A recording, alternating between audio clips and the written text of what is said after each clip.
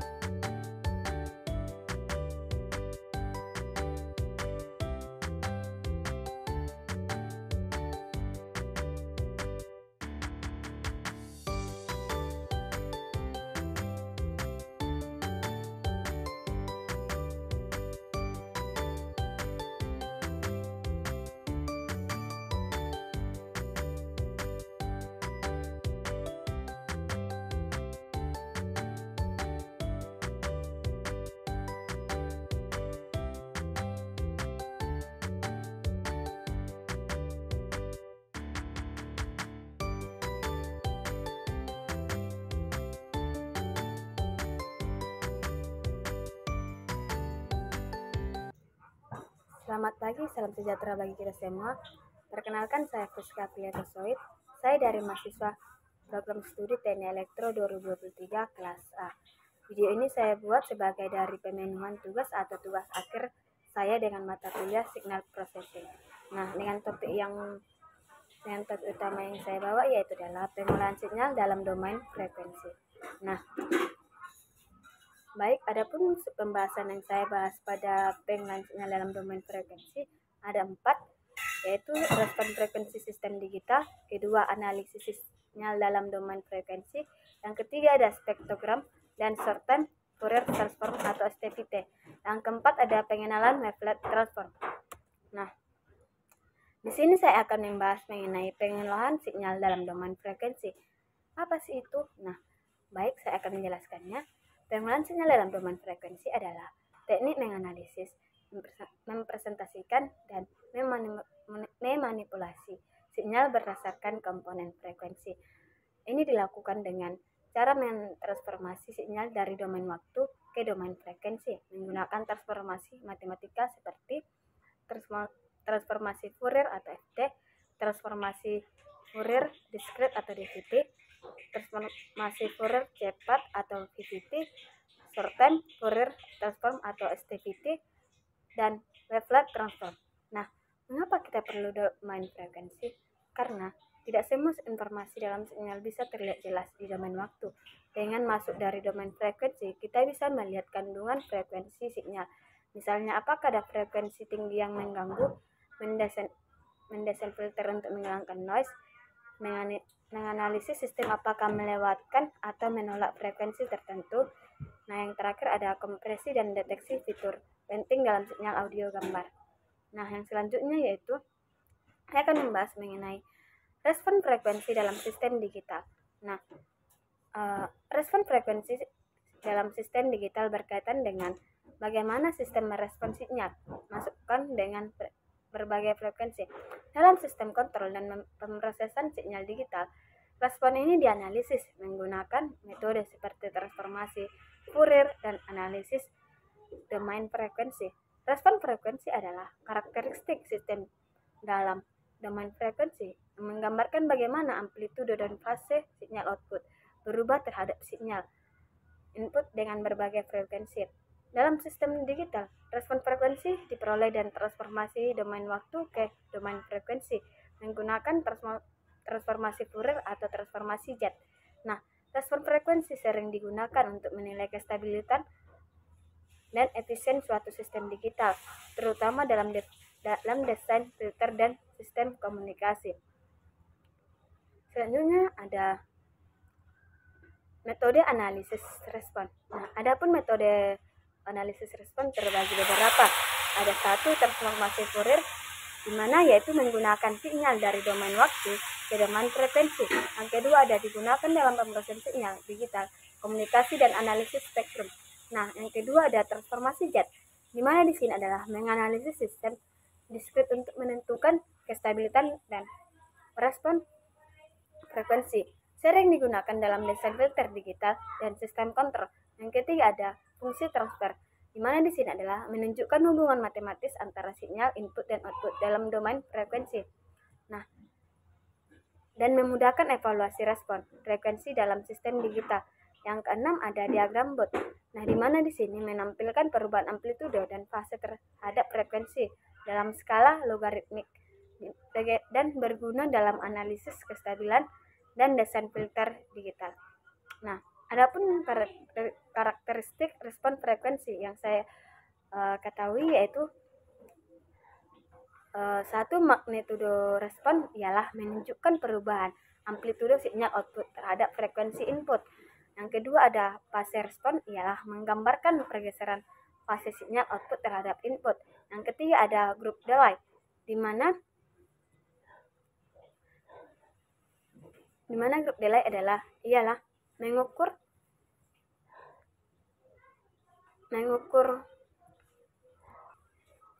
Nah, yang ketiga ada grup delay, di mana ialah mengukur keterlambatan sinyal berdasarkan perubahan fase terhadap frekuensi.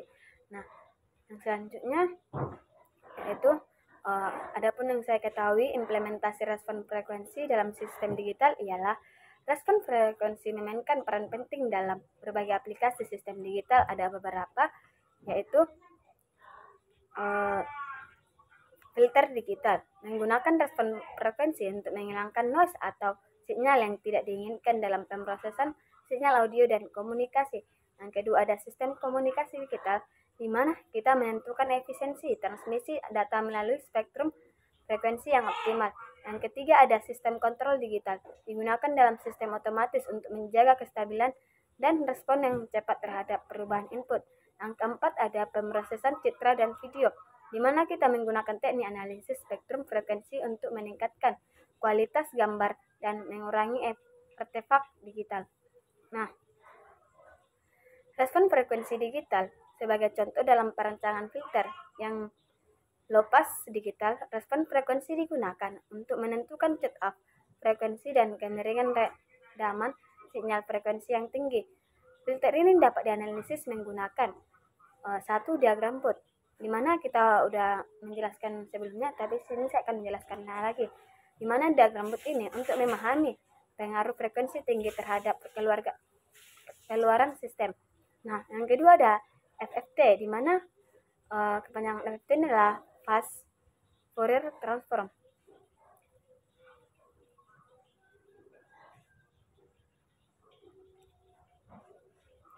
Untuk melihat distribusi spektrum frekuensi dalam sistem. Nah, yang ketiga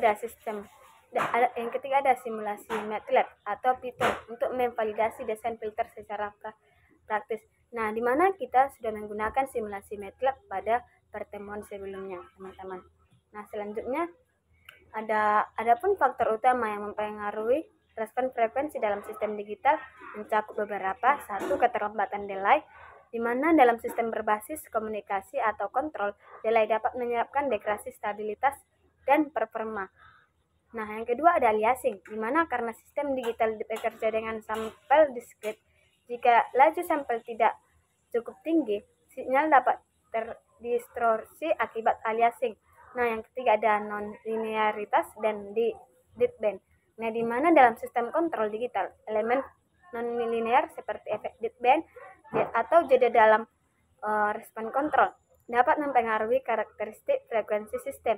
Dalam dunia industri, respon frekuensi digunakan untuk desain filter digital, optimasi pengendalian PID atau PID, dan analisis kestabilan dalam sistem tenaga listrik.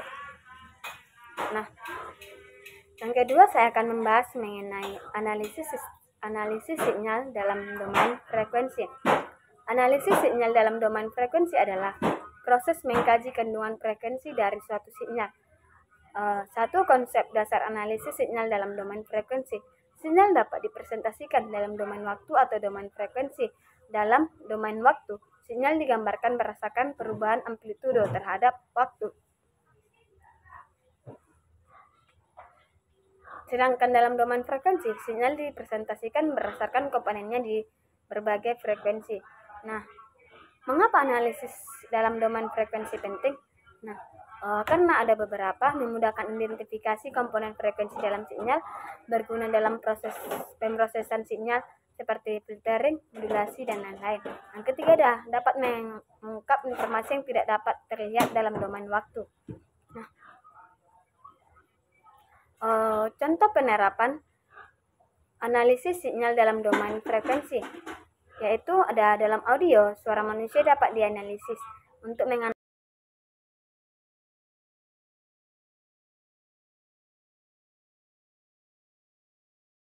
dalam citra digital. Transformasi Fourier digunakan untuk mendeteksi pola atau tipe objek.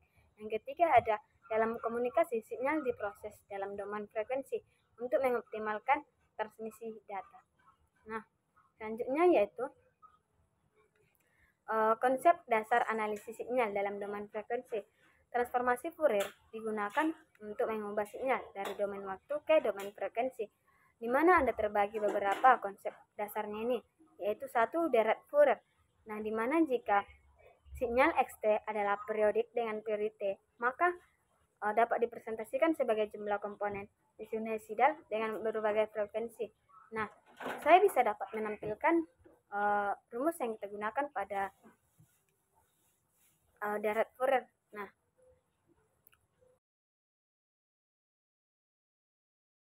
Nah, di sini saya juga membahas mengenai transformasi Fourier.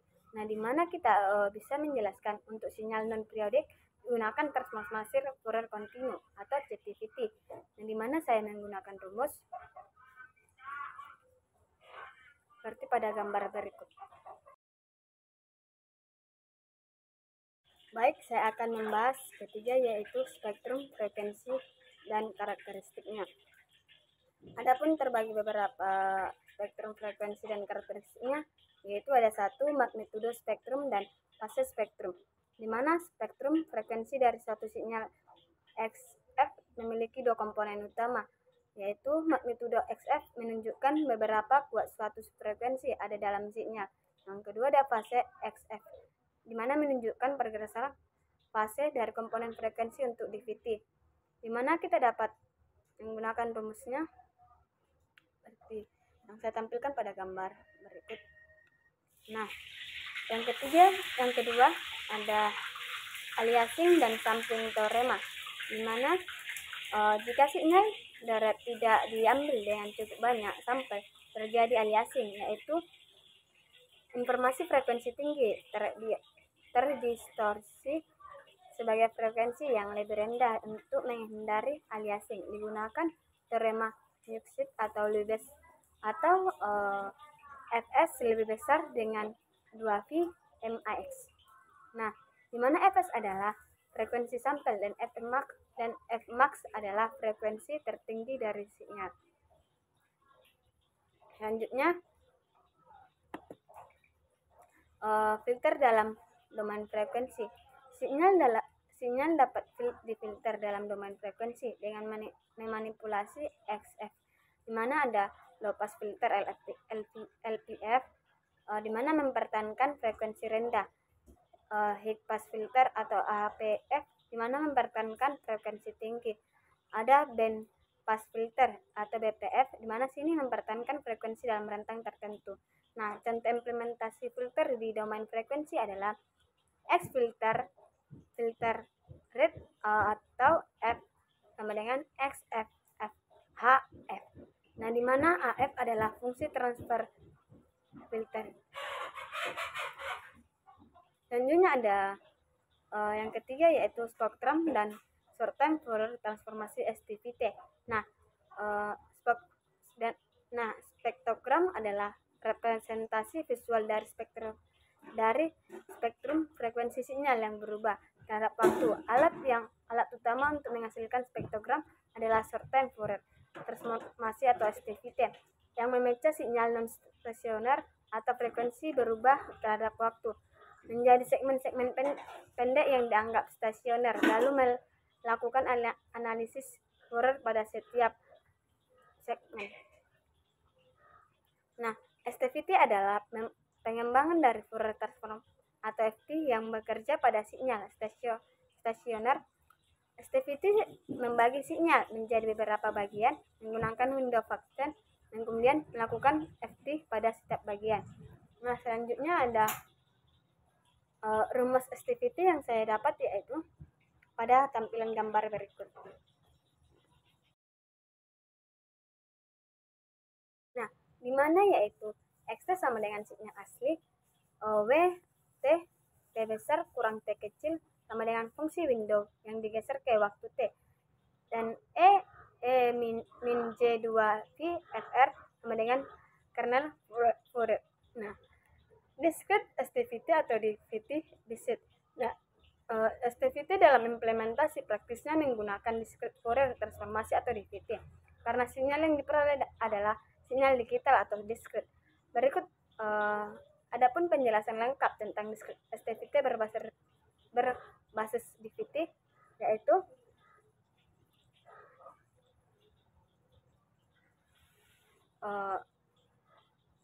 adapun yaitu konsep dasar diskretisasi STVT, yaitu adapun rumus yang saya dapat yaitu di mana menggunakan XTP sama dengan integral tak tentu dan min integral tak tentu XT kali W T kurang T kali E min J W CR DT. Nah, di mana M itu adalah indeks frame waktu atau segmen KM. Nah, K itu adalah indeks frekuensi, N itu adalah panjang window, dan H itu adalah hop size. Nah, dan WN adalah fungsi window. Nah, hubungan dengan DVT dalam konteks short time Fourier transform atau discrete, frasa hubungan dengan DVT merujuk pada fakta bahwa STVT pada dasarnya adalah serangkaian discrete Fourier transform atau DVT yang dihitung pada segmen-segmen sinyal yang telah dipotong oleh fungsi window.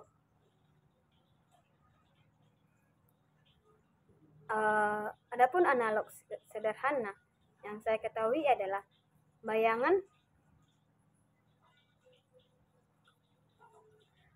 STVT sebagai kamera yang mengambil foto frekuensi dari sinyal dalam interval waktu pendek.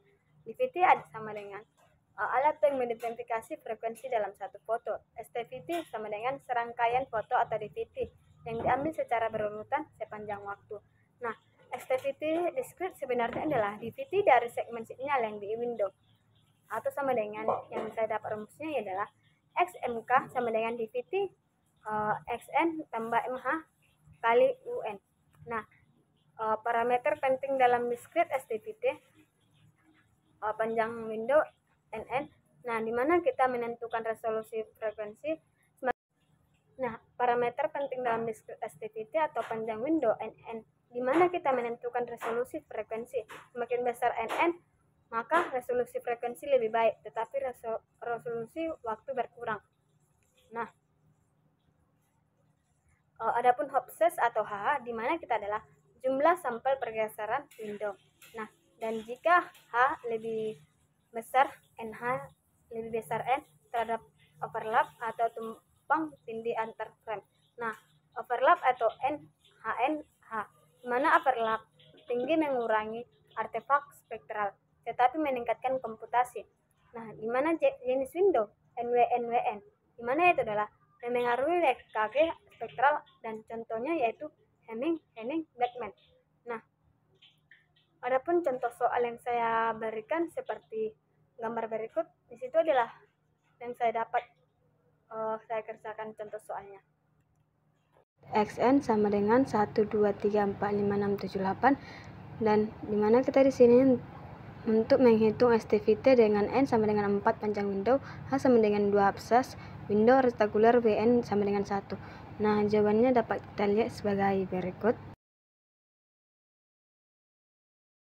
Nah, yang terakhir penjelasan mengenai pengenalan wavelet transform, di mana yaitu WT adalah teknik analisis sinyal yang memungkinkan pemrosesan dalam domain waktu frekuensi secara simultan. WT memiliki berbagai aplikasi dalam pemrosesan sinyal, pengolahan citra, dan telekomunikasi. Jenis wavelet transform ialah satu discrete wavelet transform atau DVT. Nah, di mana kita digunakan dalam kompresi sinyal dan citra atau JPG. Yang kedua yaitu implementasi berbasis filter dan multi resolusi. Nah, di mana kelemahannya sensitif terhadap pergeseran, kurang baik dalam penangkap arah, dan tidak memiliki informasi fase. Yang kedua ada continuous wavelet transform atau CWT, di mana kita di sini memberikan resolusi adaptif dalam domain waktu dan frekuensi. Nah, dan sering digunakan untuk deteksi fitur dan analisis pola dalam sinyal biomedis. Yang selanjutnya ada kompleks wavelet transform atau CWT, di mana di sini untuk mengatasi keterbatasan DWT dengan redundansi minimal, lebih unggul dalam deteksi TP denoising dan analisis tekstur. Nah, pengaplikasian wavelet transform dalam berbagai bidang ada biomedis, di mana sinyal EKG dan EEG, di mana EKG adalah rekaman dari aktivitas listrik jantung yang dapat digunakan untuk menilai fungsi jantung proses ini untuk jantung. Nah, proses ini melibatkan pemasangan elektroda pada tubuh yang menangkap perubahan tegangan yang terjadi seiring dengan kontraksi dan relaksi otot jantung. Nah, adapun grafik yang saya ketahui ada pada gambar berikut.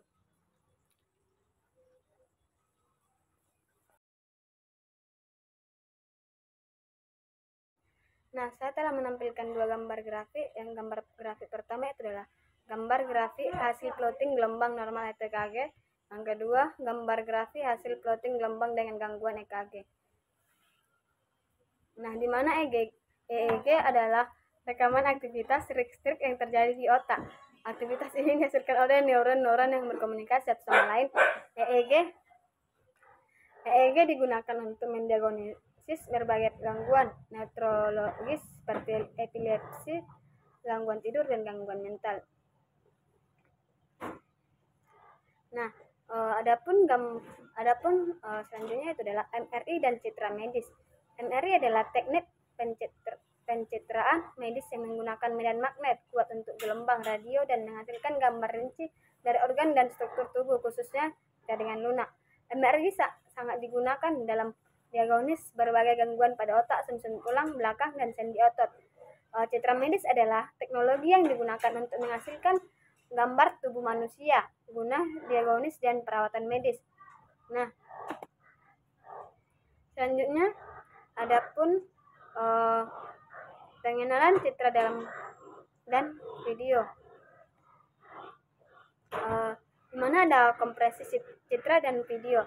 Kompresi citra adalah proses pengurangan ukuran file gambar dan mengurangi data yang diperlukan untuk mempresentasikan gambar tersebut. Kompresi citra digunakan dalam banyak aplikasi seperti pengeditan foto, penyimpanan gambar medis, dan pengiriman gambar melalui internet. Kompresi video adalah proses yang mirip dengan kompresi citra, tetapi melibatkan lebih banyak kompleksitas, karena video terdiri dari rangkaian gambar yang bergerak atau frame dan diinformasi audio. Nah, selanjutnya ada deteksi TP dan analisis tekstur, di mana deteksi TP dan analisis tekstur adalah dua teknik paling penting untuk pengolahan citra, digunakan untuk mengekstraksi informasi dari gambar digital. Nah, kedua teknik ini memiliki aplikasi yang luas, terutama dalam bidang fisik komputer, pengenalan pola, dan lain-lain. Deteksi TP adalah proses untuk mendeteksi perubahan tajam dalam intensitas warna atau kontraksi dalam gambar, tapi seringkali menunjukkan batas objek atau transisi antara objek dan latar belakang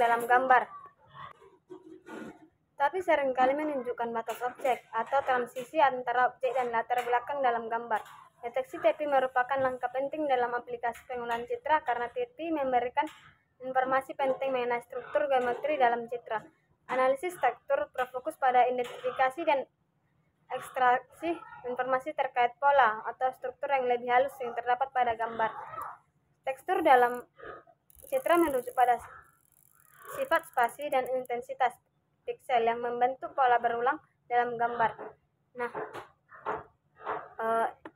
yang ketiga ada telekomunikasi dan pemrosesan audio, di mana ada denoising sinyal audio. di mana bertujuan untuk memisahkan sinyal yang relevan atau misalnya suara asli dari komponen noise yang tidak diinginkan. Dalam konteks ini, sinyal audio adalah informasi yang ingin dipertahankan, seperti suara, musik, atau ucapan. Nah, sementara noise adalah gangguan yang tidak diinginkan seperti suara desis, dengung, atau interferensi.